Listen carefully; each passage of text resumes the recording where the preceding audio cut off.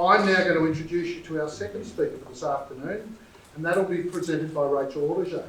Rachel runs the Australian arm of SIP, which is Systematic Inventive Thinking. She harnesses 25 years in international marketing, 10 years driving innovation communities and corporate context. She's passionate about helping businesses of all sizes and in all industries unleash their innovation potential and learn what it means to innovate on demand. Please welcome Rachel.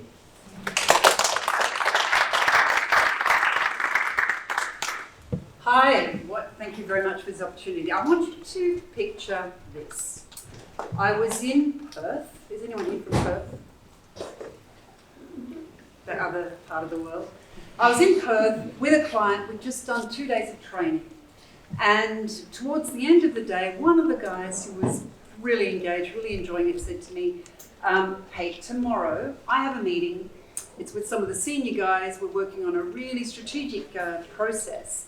And I have a sense that what you've just presented to us could help. And so we scrambled and overnight pulled it together, and then he convinced them that this outsider could walk in and have some sort of legitimacy and not waste their time. And in I walked, and I had about 90 minutes to work with some of the most senior people on this crucial process that was a 22-step process that usually took about 2 years. And their problem was that they were going to miss the market if it took the 2 years. So the goal was to knock some time off. That sounds kind of obvious. You think they're smart, they'll probably know how to do it, but they hadn't managed to. So they were trying this different technique. Anyway, within 90 minutes, and a little bit of establishing authority and applying a method that I'm going to talk to you about a bit today, we had taken 10 months off that process. Now for them, that was $800 million in NPV. That mattered, and from there on I had a leg in the company. It was nice. So I'm going to talk to you all about innovating inside the box, and what I offer is a powerful shortcut to get to more innovative ideas. And the ideas I'm talking about could be all sorts of things. It might be product and service offering. It might be systems, processes, systems that you're trying to correct, like the one I mentioned. It might be messaging and using something more sticky, using resources that you didn't even realize you had to get a message across. It might be new ways of operating, new paradigms, new legislation that you've got to deal with and you've got to rethink. It might be tough problems, any of the above, or your own version of what a problem is in your business. But as Rob said, it's really any organisation where you get stuck and where you are needing to think differently. And I do that in workshops, aiming for results, in training, aiming for skills, and as a mentor, giving you strategy and advice. So that's where I'm coming from. So what I'd love to do is the following. We're going to talk about this innovation thing. I have no idea how cringy you get when you hear that word. We'll see. So we'll talk about this innovation thing. We'll look at why it's hard. We'll look at 3 myths about how to do it, and I'll try to bust those for you. And I'd like to give you 3 hacks for doing it better. And then 1 first step to go to do once you get back to your team, back to your desk. And if we've got time, I'll give a little bonus diagnostic tool that you might be interested in. So, this innovation thing, what's innovation? In your books, what's innovation? Evolving, nice. I don't ask, by the way, bingo questions. There's no right answer. So this is a judo question. I'll use whatever you give me. So what is it? Evolving's beautiful. What is it? New ways of doing an existing thing. I love that. That sounds incremental, doesn't it? It's not big disruption. It's, I've got a new way that brings value of doing an existing thing. Great. What else? A leap in value. A leap in value. Great. We've got to qualify. We want more out of this. So a leap in value. Value is key. It's useless if it doesn't bring us value, us, our customers. Yeah? What else? Recognition that change can help. Recognition that change can help. So some sort of change. So we all have, in our respective organisations, our own heads, a sort of definition of what that might mean. And if you look it up, and by the way, it's Googled a lot, there are many different definitions for it. What I'm going to use for today, what I'm going to be talking about is thinking and acting differently to bring value. Okay? This is what we're seeking. Now, really importantly, in my world, innovation is not just those big things, the disruptive things. Fortunately, you're going there straight away. It's the big, it's the small, and it's the in-between. Okay, in some worlds we talk about horizon 1, 2, 3, or we talk about incremental, breakthrough, and transformational. It's all those things, okay? Because we can be bringing change that brings value in any of those sort of areas. It can be happening anywhere. Now, as Rob mentioned, I was in the colouring in department in corporate, so marketing. I then, as my other part of my job, I was doing innovation and driving innovation. And what tended to happen was you had, that's the innovation gal or guy, yeah? Which is not what we want. What we want is to arm up our teams, however big the organisation, our individuals, our teams, to be able to do it, to be able to think differently on demand. Okay, so use some tools, some methods, some thinking while the wheels are turning, not go off for a 3-day offsite and have to, sit on bean bags and so on and so on. So anyone, anywhere in the organisation, not the lab coats, not the colouring in department. And then another thing that I find so important is we've put a lot of emphasis on the customer and the desirability. What we've lost a bit in innovation is the feasibility. We've lost, can we do it? We spend so much time on, is it something people want? We've lost that emphasis on feasibility. So I believe it's one of the filters we often look at ideas through, but it's a really important one. So I'm very interested in feasible innovation. And in a way, I kind of define innovation that way. It's got to be something we can act on. Otherwise, it's just a cool idea. Yeah? And somewhere, now this is more of a personal take. My take, it's kind of a positive philosophical choice, if you like. My take is that ideally innovation makes things better. I'd like to think that we wouldn't be saying it's innovative if it's worse. So somehow there's a notion of better, and for some of us that might even mean better for the planet and so on and so on. We might colour that in other ways as well, but let's hold that notion of better. Okay? So it's all those things. So could you hold up your phones to this QR code? It's just taken you to a Mentimeter, to my, you've just played with this earlier on. And you've got 2 questions to answer.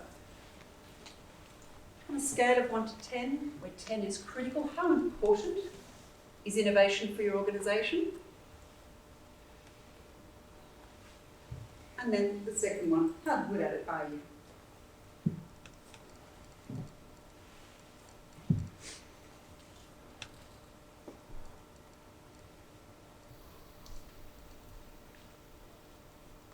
So, what have you got to? So, how important, super important, close to critical, and then how good at it are you? Now, this gap is very common.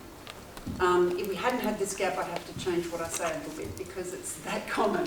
So what I would expect is exactly that gap. We know it's critical, it's super important, we know why we're doing it, and the problem is we're not necessarily very good at it. And in a way that's odd, because what I find is that we put a lot of time and effort and robust systems into place to do every other part of our business and not into how we think differently. And that's not where we're putting enough emphasis on skill and emphasis on ability and emphasis on robust, academically based systems.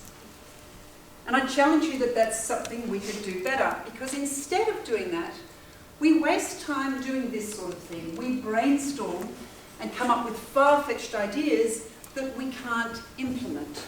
Or else we add bells and whistles to something without really, and call it innovation. But don't necessarily know whether there's a market for it. Or we do that superb customer research, but we can't come up with the ideas that meet the needs and wants that we've just identified in those insights. Or we've got the same insights as competitors. So where do we go from there?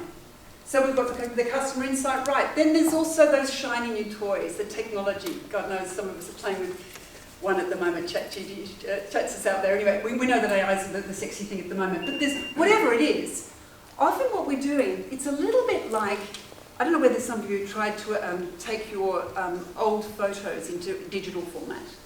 And if they're an old, bad photo and you make them digital, they'll still be an old, bad photo.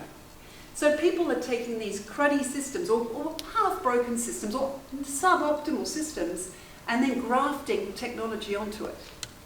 That's not the way to go. We don't leap for a technology or a sexy new toy without rethinking the process or the system underneath it. We're also using tools that are not fit for purpose. And it might be tools as in methods, ways of thinking. We might be diving into Six Sigma and treating things like widgets when we're talking about people and humans and so on. Whatever it is, so I won't pick on Six Sigma. There are others that might be the wrong tool for the wrong application. And we might simply be running around with a hammer and seeing everything as a nail once we've adopted one method. There are sexy methods out there, lean, agile, design. They've all got beautiful value to bring, but they are a tool on an innovation shadow board, and you need to decide when to grab what. Okay, we're not doing enough of that. And so the result is we will get disrupted in some way because we're not making those right moves. So what is it, coming back to you, what is it that you think stops you from doing, I'm almost making an assumption you're not nailing innovation. If you're not, what might be stopping you? At our work, there's a lot of new tech, and focus is a big challenge where we will get pulled across a lot of different ideas and have a lot of opportunities to touch new stuff, but that is sometimes feels innovative, but we're not getting a lot of ground. Yeah. So that focus, yeah. Focus, yeah. Yeah, you're distracted. A lot to choose from. Mm-hmm. Yeah, focus is a nice word for that. Yeah. What else? Resistance to change. Sorry? Resistance to change. Resistance to change. That's status quo bias. We like things to stay the same, and that's the antithesis of innovation, isn't it? So that resistance to change. What else? Resources. Resources. Yeah, resources. And who hasn't been in an organisation that's saying do more with less? Make do with what you've got, do more with less. It's so common. So resources, a big one. What else? But yeah, you just get caught doing what you're doing and don't get the time. You don't allocate the time to look somewhere else to improve it. So you just keep doing the same thing because you're chasing a result today rather than looking to tomorrow. Yeah, and there, it's a lovely segue. You're speaking to that innovation on demand piece, where we have to find ways of thinking about things differently as we work. We can't be constant, as I said before, we can't be on and off sites all the time. Every time we have to think about something. So I think all of that, and I'm sure there are other ideas, all of that is true. The thing that often gets neglected as a big obstacle to thinking differently is what I've called in my little bookie here, what I've called blinkers. And what we have is we have lots of cognitive biases. You've just referred to a couple. We've got lots of cognitive biases, lots going on in our heads. And I'm not talking about the piece that Ian's just talked about. We're not talking here about gender bias and so on. I'm talking about the quirky stuff. The stuff that gets in the way of being creative. And so it's all sorts of things that are stopping us from getting to our best ideas or doing our best work. By the way, one cute one that people seem to love is the hippo effect. Does anyone know what that one is? In a way, you talked about it, Ian, because you mentioned the power, the piece around power. The hippo effect is the highest paid person's opinion. So we've all been in a situation where I imagine, where you've been in a workshop, or maybe you've been the hippo, where you've been in a workshop, you've had some great thinking, and then in walks the hippo. And that great idea that was based on data and facts and everything like that is just out the window because the hippo's idea wins. So it's our tendency to defer to the hippo's ideas. And there are many others, and I play with these, and once again, it's the playful stuff I was interested in, particularly over COVID. That was what we wanted to be writing about. So we have these blinkers. Now I mentioned the hippo one, I wanted to zoom in on a family of blinkers. I know bias is a loaded word. Let's use this idea of blinkers. Unconscious thing, blind spots in what we're doing, stuff we're not seeing, that's making us miss great ideas that are staring us in the face. Okay, that's where I'm going here. There's a family that is referred to in this clunky term called cognitive fixedness. What does it mean? We get stuck. How do we get stuck? We get stuck doing things a certain way and not being able to imagine another way of doing it. That's cognitive fixedness. Okay? Let me show you an example of this, because this is a space where this is a real sweet spot for systematic inventive thinking, and I want to show you how we play with this later on. What's that? What does that remind you of? Fridge. A fridge. Why is that so obvious? A poorly drawn square on top of a rectangle. Why is it obvious what that is? Go to it too much. Some of us are just into our fridges. It's where we keep the beer, and yeah. So, other than those good reasons, they're good reasons. For we foodies, that's a good reason. So Freezer's on top.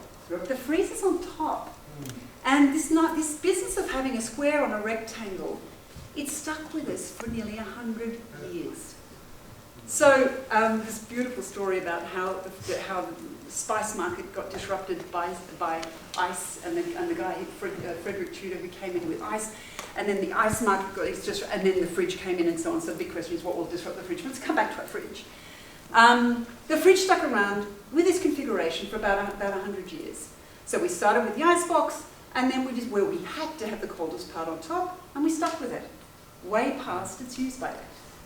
We didn't need to stay with that. And in fact, what's a nicer way? Some of us are quite tall, you can tell I'm tall. What's a better configuration?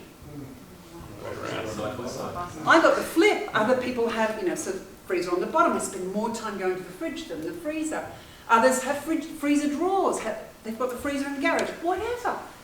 GE had to sit in a workshop and have their fixedness busted to think, I caramba, there's other ways of doing this. So that's the fridge. So the fridge is like that. Now, how many here work in fridges? We don't, do we? No, I don't either. I don't work in fridges either. But what I'm describing here is what we call structural fixedness. And we see this all the time. And that example I gave right at the beginning of this process, the only thing I broke was their structural fixedness. They couldn't see the parts. They could only see the whole. And so they were locked into how that process worked. They had a whopping great fridge that they were working with. And so all I did was help them take a different search engine through their mind and see it differently. So what we've seen is structural fixedness, is this tendency to see things in a block, in a hole, and we can't see the parts. And because we can't see the parts, we can't imagine different configurations. And we see this really playing out in structures, forms, but really in processes. And particularly in the less, the bigger organisations, medium to large organisations. Not so much in a startup that can shift things around so much quickly.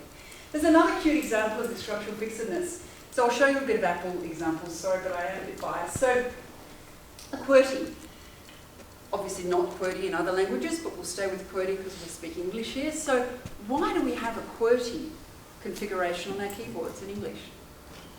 The manual keyboards, that was the most efficient way to type, the fastest way to type. You'd think so, wouldn't you? To stop the habits. You'd think it was that. Typesetting. Yeah. The original, it was the speed of, hence uppercase, lowercase, positions of the letters that you use most frequently.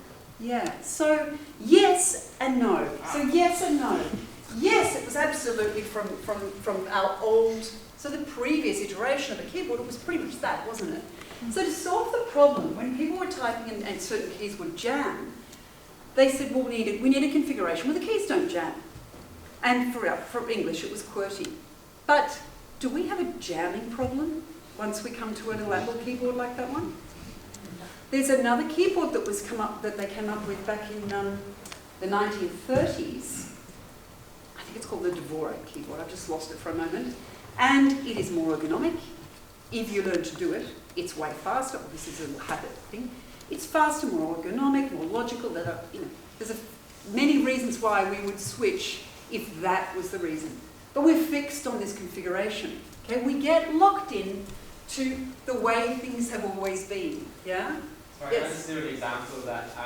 The gaming on rail apparently goes back to the Romans. So yes. the Romans had a their wagon was a certain length. Yes. And basically, as they did their wagons, all their roads were built at that same length. And then as we built roads and we went to rail, it's exactly the same length as what the road was in. So It's a terrific example, and we used to show the film. I'm sorry, I'm looking for water actually. I might just quickly grab one up there because I'm getting parched. No, I won't. There's none. Thought I had one. Oh, well. It's a beautiful example, and there is a terrific little clip on YouTube which shows exactly that. So yeah, that's one. So each iteration is built on this same unconscious little, we're just stuck on this fixedness around how things should be. Oh, you're done. Thank you. So, any other examples of fridges in your world? As I shed some light on fixedness. Can you think of any fridges you've got in your world?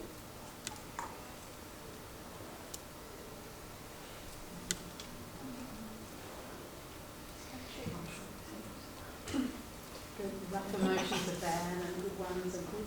Sorry? That rough emotions are bad and good ones are good. That's people are fixed with that. Okay. May not be a structural fixedness. Well, we could come back to that one over the break. May not be a structural. How about? I'm just thinking about seatbelts. I can't think seatbelts have really changed in my journey. Yeah.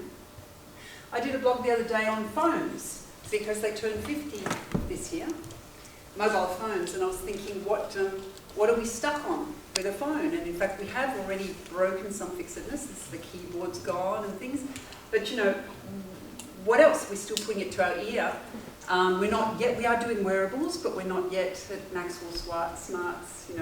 It's true phone. We're not using any old thing. Yeah, or maybe you've got one. Okay. No. Okay, so yeah. So there's others that are in our midst, but I'll give you a challenge to go look for them later. There's another fixedness I quickly want to flag. We won't dive into it, but I just want to take this notion of cognitive fixedness a little bit further. There was a chap back in the 1940s called Duncker, and he did an exercise that is quite well known, and he's really the father of the fixedness. And what he did was, this experiment is described in many ways. I'm going to stick with it the way I've always learnt it, which is that you had two different groups. The first group was told they were given these three things. So you've got thumbtacks. Those are redhead matches, if you like. You're more used to that. So they're matches, a little matchbox, and a candle. Okay?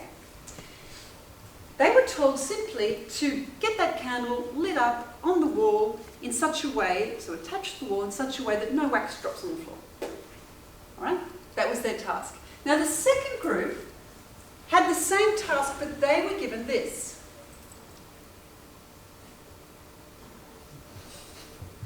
Which one do you think went faster?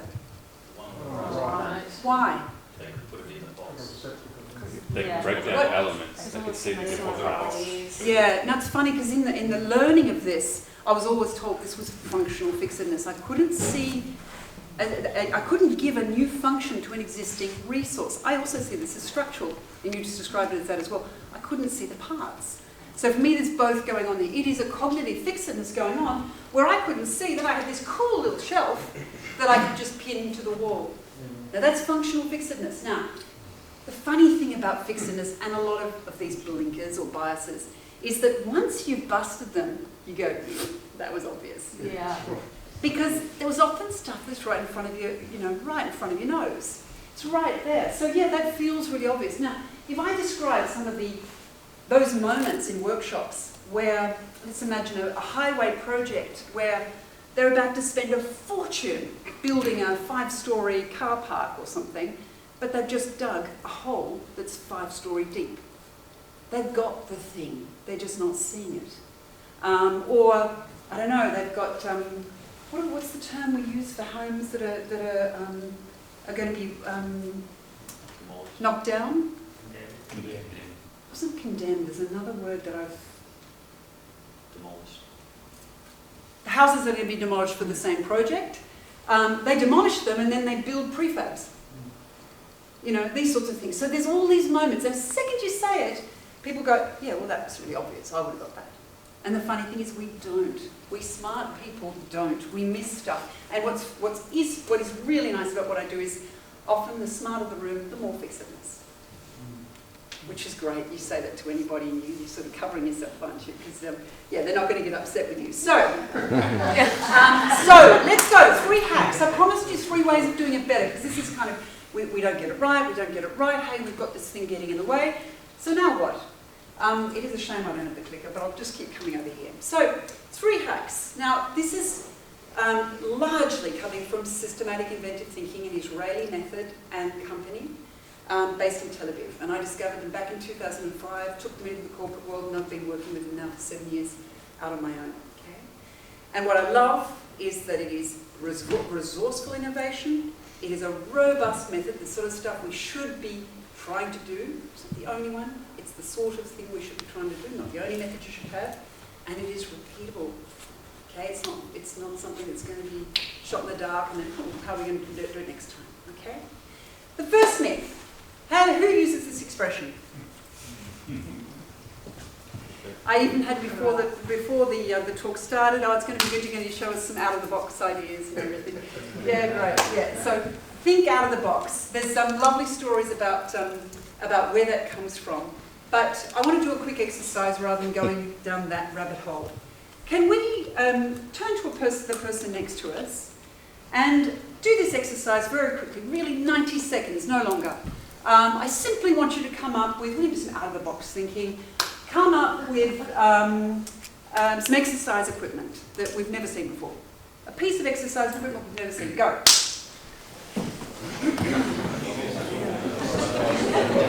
Sorry to interrupt. Can I get a couple of breaths? Yes, please. It's a seat with a spring, so as you're working, you can just be bouncing up and down, stretching it, like working your legs. We used to have those exercise balls and some of them. Beautiful. A spring seat. Right, one other. Sledgehammer with adjustable weights at the end. Sledgehammer with so adjustable that you can do the thing. So you can make more or less of an effort as you exactly get the job done. Awesome. Great. Nice. It was quite noisy. That was cool. So second round, what I'd like you to do is come up with a bit of exercise equipment we've never seen before that I can use while driving safely in a car. Go.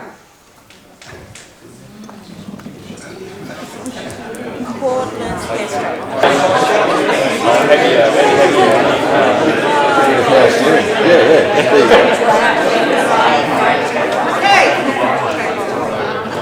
He's first hand up again. A massage chair in a car, because the long drives, you're just like, oh, fuck. Of course, they do exist, but they've got to have something going on that's different. Yes? So the steering wheel comes off and you can pull it. I did say safely, didn't I? It's Tesla. Have an eye on a car and take out the back seat, do whatever you like. We're heading towards Fred Flintstone sort of stuff, aren't we? Travelling along, yes? Anne came up with a good one here. The little things you grip to strengthen your grip for rock climbers and things like that, inbuilt in the steering wheel. Nice. Okay, You super. came up with that one too. Of those two, now, we do a lot of, in SAT, we do a lot of thinking about the thinking, medical condition. Which of those exercises was easier? Second. Yeah. Why? Because it was more specific. You Yeah. can think more towards In the box. what you're doing in a car. You can find the problem. Yeah. Now, it's funny because I can usually say, and the noise level was louder, but that wasn't the case. You were too happy to have a chat to the person next to you. But often the noise level is higher. You go faster to the task. Interestingly, there was more hesitation in the second one. That's rare. But it is usually an easier exercise. You're sharper. Okay? And my take, one of the messages I want to give you is that we are more efficient, more effective in our inventive thinking, in our innovation, in our creativity with constraints. With what? Creativity loves constraints, contrary to what we think. So creativity loves constraints, and we become more resourceful, more efficient, and we come up with ideas that are more actionable. Yeah, because we're using probably the stuff we have. We're working with, we're going to be more reactive, we're going to be more resourceful. So how do we use that in systematic inventive thinking? We have a fundamental principle with any of our tools, and that is what we call the closed world principle. We will strive to use only the resources that we have that are close to the problem. There's a lot I can say about that, but not now. There's a lot of how we do that in terms of the resolution we take and so on. But we are going to strive to use what we have. So we're going to use the stuff we already have, and we're going to think inside the box, we say cubely. Yeah? So we want to innovate with what we have. And the problem we have, if I say that to you, is it's not much more useful than saying think outside the box. Because you're experts in your space. And if I stop there, I actually haven't helped you look at or do anything different. Okay? So what we need, once we're saying close your box, stick with what you have, is we need a different search engine. We need a way of looking at our stuff differently. Which brings us to myth number 2. Myth number 2 is that creative ideas are random and unique. I'm sure you have some notion of that. We often think of creativity as unique and random. And connected to that, very closely connected to that, being creative is a talent you're born with. Yeah? If they're random, it's something that you either have it or you don't.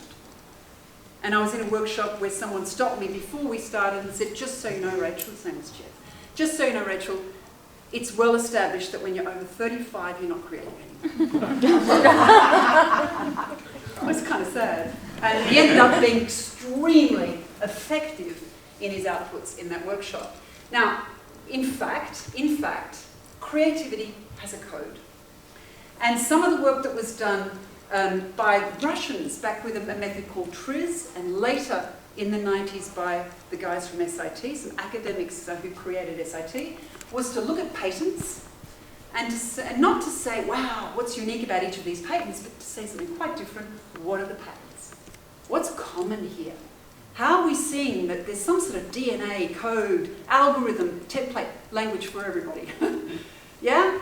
Pattern, template, language, or any of those languages. So what's going on that makes this repeatable? And if it is repeatable, how is it that I could say, Rob, here's this pattern, I've reverse engineered it into a thinking tool for you, have a crack at that on that, that process you're working on. Because that's what this shortcut's about. Okay? It's these learnable 5 tools. SIT pulled down 40, you were 40 in the 1940s down to 5 and said, you know what? 70 to 80% of the best ideas are covered by 5 tools. So why wouldn't you learn them? Templates that you should be playing with that not only are more likely to take you to cool ideas, but also help you scan for that fixedness thing I was talking about. And I use carefully scan for, you may not be fixed. You may have very, very legitimate resistance to something, but why would you not scan for it? Because you want to see what you might have missed, because you might have some very valuable ideas that are just there at the surface that you're missing. So, let's see how we get to this. I need to pick up my pace. So we've got this bottle here. Who remembers the Heinz bottle? The old glass bottle of tomato sauce. Yeah? I want you just to think about how you might do this. Closed world thinking. I have a glass bottle. When our tomato sauce got down to here, by the way, my mum would put water in it. So that was pretty awful. Wasn't a solution. What happened? We went to plastics, of course, not such a good thing, but we won't go there. So one of the things was to go to plastic. But let's think about that differently. We were used to the orifice being on top. If I were to use one of the patterns I'm talking about, I'm going to show you one of the patterns. So one of the patterns is called division. Division says we move something, one of the components or steps in time or space. So what I might do is just say, right, what have I got? I've got a label, I've got the ingredients, I've got the plastic, I've got the lid. What if I move that to the bottom? Okay? I'm not saying this is what they did to get to the product. I'm showing you the pattern, okay? The pattern, okay? So the pattern was that, so they go, oh, interesting. So we've moved that to the bottom, then what? It's kind of cool. Then it's always, what would be the benefits? Well, it's always going to be ready to go, what do I need to adapt? Well, I probably need a wider base and a little valve so it doesn't leak onto my pantry shelf and so on and so on. And they've got what ended up being a very copyable idea, because we've now got it in mayonnaise, mustard, and honey, and so on. So that pattern that you see in this innovation, if I may loosely call it innovation, this cool idea of packaging, is a pattern called division. as I said, a step or component is moved in time or space. And we see this in all sorts of things that we take for granted, and often technology has enabled them. But they may not have been the trigger, okay? So, online check-in, all right? What did we used to do? Some of us remember going to the travel agent, and we'd check in once we got to the airport and everything. And of course, we all do that back at our, I don't know, on our pillow now, yeah, wherever. What about in the way we learn? We've flipped the way we learn now. There's these flipped classroom where we start by learning stuff, then we go in with the teacher, instructor, or whatever, and apply it. So we've flipped the process. Something has been moved in time or space. And as I said, with the guys over in Perth, we've seen this move, and in all sorts of sizes of organisation, this exact thing, I'm actually currently playing down in this space in the left-hand corner with packaging. Just have a think about what could happen in that world if we start thinking differently about some of the products we use. Okay, so all these organisations are using, are learning to use these sorts of patterns, and they can have huge effect and give them an incredible shortcut to their thinking. I'm speeding up a little bit. I'm conscious that we're going to hit the end of the time. So myth number 3. The use of these patterns, if I take this one again, how do we use them? What's really interesting is, I've said that fixedness is everywhere. We've always got this fixedness that might be creeping into our thinking. So we need to have some sort of way of suspending it. But the myth that is out there is that we should always start with the customer. That is the trigger for innovation. Okay? Now, it's been extremely powerful that we turn to our customer. It's been a massive step that we actually give a damn about what the customer thinks. But they may not be, as I said right at the beginning, they may not be the best source of insight. They may give you the same insights as others, and so on and so on. It may not be the only point, the only way to start your thinking. And I want to put to you that there is another way to do it. And if we love to use Henry Ford's, everyone loves to use Henry Ford's quote. If we use this quote to serve us, had we asked, he apparently didn't even say this, but anyway, we love to use it because it's a good idea. Had he asked customers what they wanted, they would have said faster horses.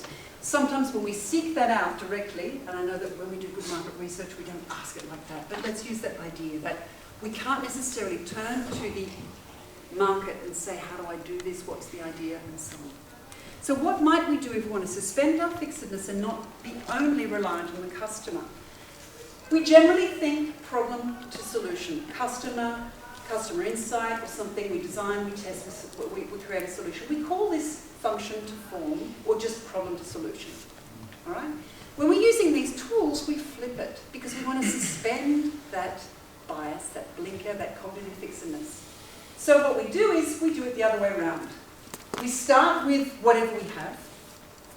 We apply the closed world. We apply one of the thinking tools. The only one I'm talking about today is division. We're stuck with something weird, a bottle with a lid on top, okay, or something like that. We then say, should we do it, how do we do it, and we adapt it, and we have an idea that needs to be tested, and all the other great stuff we do before we put something out in the market, all right? Let's have a really quick exercise. Imagine you're H&M, and you have a problem, which is that your customers are trying stuff on, getting to the queue, and waiting too long, and then nicking off. They're just dumping their clothes and going. What might I do? Thinking division, what might I do? Yeah? Phone, get them to pay on the phone, scan it themselves. Beautiful. Apple did it, of course, didn't they? Didn't you Amazon still doesn't have a person in it? No. Beautiful. So technology gave us an answer there. What's really interesting is that in New York, the H&M store went, let's move the payment step to the fitting room. So think about it. What happens?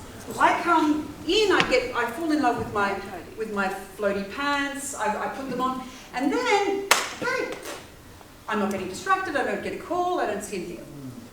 It's good for me, and it's pretty good for H&M as well. So what we've done is simply move a step, okay? When we apply this tool, we do it randomly. Why randomly? Because otherwise we'll embed our structural fixedness, okay? So if you go away and say, I'm going to step out of process, and my challenge to you is to do just that. Go away and do just that. Go back to your team, sit down and think about a fridge in your system. Process is a sweet spot. And list its components. Open the box of matches. Do you remember that example so you don't miss something? And then take one and move it randomly.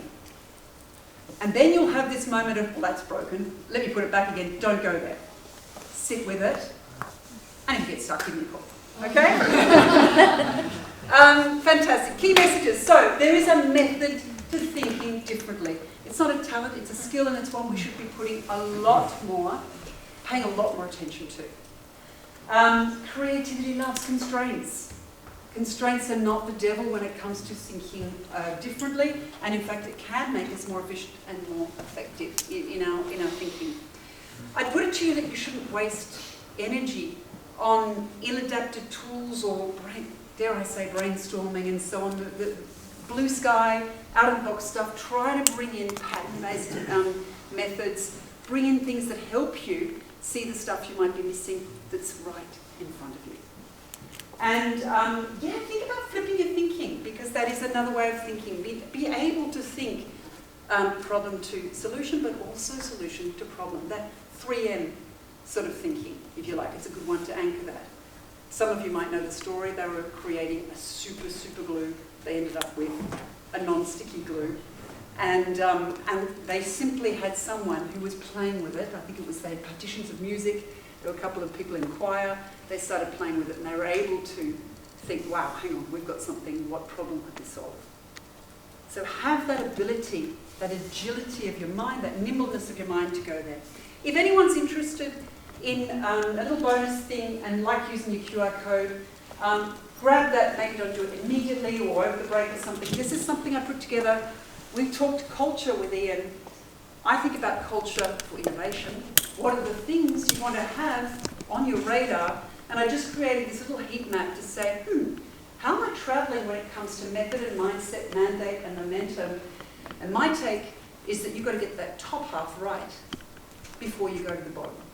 So unless you're giving people the way, the skills to do things differently and the mindset to do it differently, you can say as much as you like, innovation's in our DNA, go innovate and so on, they can't do it. Okay? So thank you very much, and if you want to get in touch with me or grab a little bookie, then let me know. I'll be here for the rest of the evening. Thank you.